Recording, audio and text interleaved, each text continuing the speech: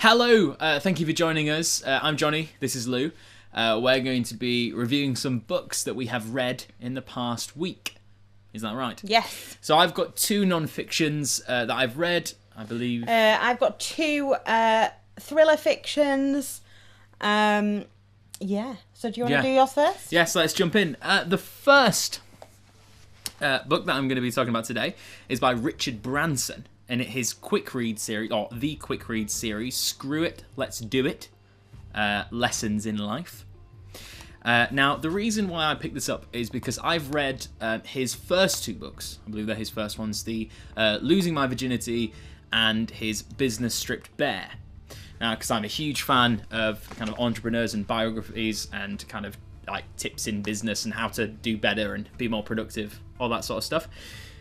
So when I saw this quick read, it's about 100 pages long, I thought, well, that's definitely something I'm going to go for. I actually read it on a Virgin train with you, didn't I? We were coming back from London, and I looked like the biggest Richard Branson fanboy ever. Yeah.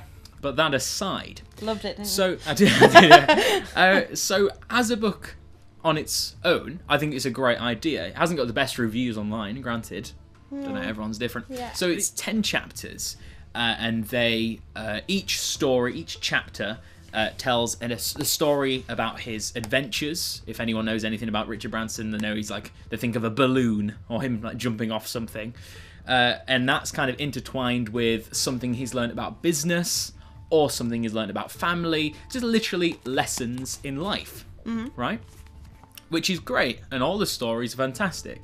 The only problem is that I've read the first two books of his, and they're all from there. Oh. Do you know what I mean? So that was the kind of problem. So the stories are great, and I think he's a fantastic writer, but there were stories I'd already heard. And some of them seem like they're kind of copy and pasted. Okay. So I would only recommend this book if you kind of, well, obviously interested in Richard Branson or kind of being more productive, that kind of thing, and you haven't read his first two books. If you can't be asked to read the first two books, just read this, because you can get everything that's in those two, you can get in this one, and save time. Also, Screw It, Let's Do It. Great name for a book. Granted, he does look a little bit weird in there. He's definitely aged well, I think. He looks better now than he does like there, because it's quite an old book. But the title, Screw It, Let's Do It. Great name for a book. This is kind of obvious. It's not the way he thinks. I mean, yeah, he does. He has the saying, life is more interesting when you say yes, but then also, but make sure it's a calculated yes. Yeah. And make sure all the risks are kind of known, which kind of defeats the object. Yes. Defeats the point of screw it, let's do it. You know what I mean? Yeah. But that's kind of, obviously, I mean, you don't get to be a billionaire by gambling. So, Nah. I'd say a 4-star Yeah. in general. Probably if it was just, for me, it'd be a 3-star just because I'd read the first two. But as a book on its own, it's a 4-star, you know. Because it's not Richard's fault that I've read his previous material. Although you would think that he might throw in something different. I don't know. Yeah, well. I liked it, though. I suppose it's just quick. It's just an overview. I think maybe that's just supposed to be. It was a refresher. It was a refresher course in Richard Branson. the Branson. Yeah. Okay, so the first one I read at the start of last week was by Sarah J. Norton, and it is Tattletale. Now, this was a 2-star book for me. Yeah, I didn't like it. I found it too confusing. The starts of the chapters made no sense. Right up until the end of the book, which is fine. Like, that's fine normally. But by the time you get to the end of the book, you just don't care. Like, I didn't care enough. I didn't like the characters. It follows 3 POVs. 2 main ones is Mags and Jodie. Mags is Abe's sister, who we follow because he's had an accident in London. His sister lives in Vegas. She gets a call. She has to fly over. But she hasn't seen her brother since he was little. She doesn't care. Like, she doesn't care, really. So he's been in an accident. She doesn't care. She meets his fiancée, Jodie. Now, there is some sort of difficult topics in this. One of the people suffers like hard childhood, and there's some abuse in there and things like that, which, you know, but it's very well written and really like sensitively done and things like that.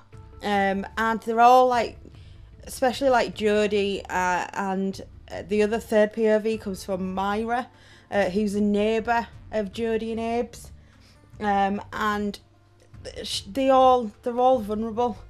They live in a flat for vulnerable adults, a section of flats in an old church where this accident has taken place.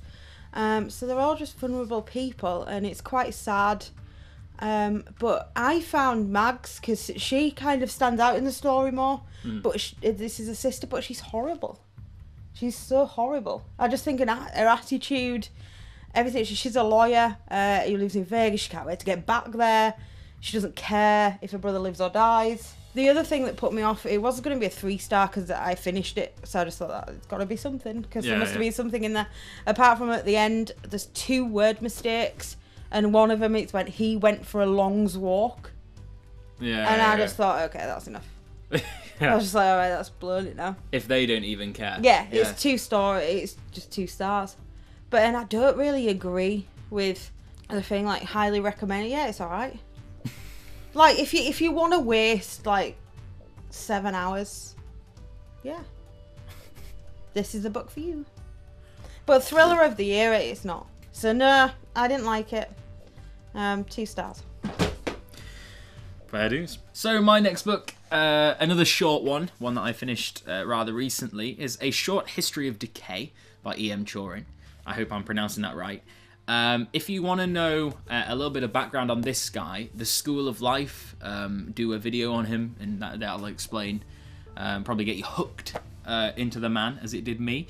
Basically, he's a philosopher, Hungarian philosopher, who is very pessimistic, and he is known for seeing the darker sides of life.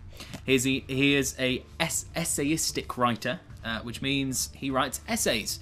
Now, there is basically an essay per page, ranging from essays on suicide and depression and more in-depth versions of depression to things like flowers and hobbies and kind of essentials to philosophy and things.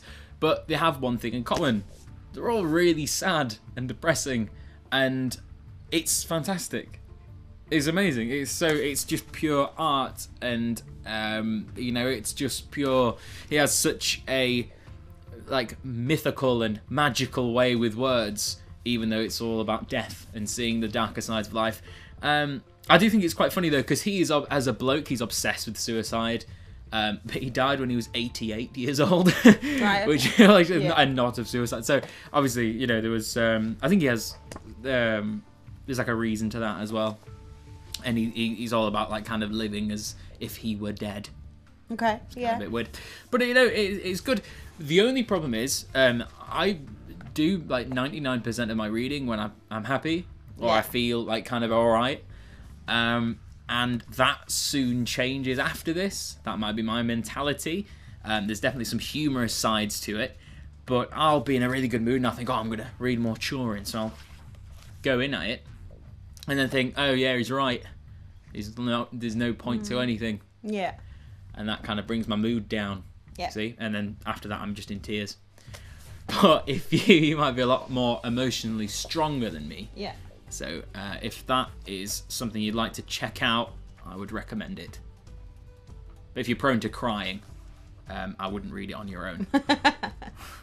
Stars. 4. I'd say 4. Yeah, I mean, obviously, with them being so many essays, there's obviously going to be some that are better than others. And, like, there's a lot of forgettable ones.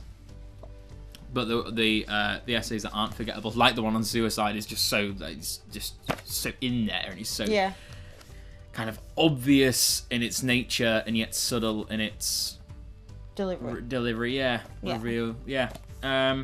Cool. Yeah, I'm going to say 4 stars. Wow. Excellent. My second book, which I finished at the end of last week, was by Robin Harding, and it is The Party. The Party. And it was a 5-star review for me. I absolutely loved it. Yeah. It was It follows 3 POV, just similar to the last one, but 100 times better. It follows Hannah, who's 16, Kim, who's her mum, Jeff, who's her dad, and Lisa, who is her friend's mum. And it starts with her 16th birthday party. And she's going to have a sleepover for her birthday. And her friends come, her mum's really strict. She gives her loads of rules. No drinking, no drugs, no boys. Basically don't do anything. And then they close the basement door and leave her. And don't check on her all night. And apart from early hours of the morning, Hannah goes up to her mum's room. As soon as the mum looks at her, she's covered in blood. And there's an accident. And it all goes from there. And it covers... Okay, so it gets further complicated, but it's good. So, it covers her mum and dad, who, from a parent's point of view, going over, like, why did this accident occur, what happened, her daughter's really good, she thinks, you know, she's too strict, if anything, but...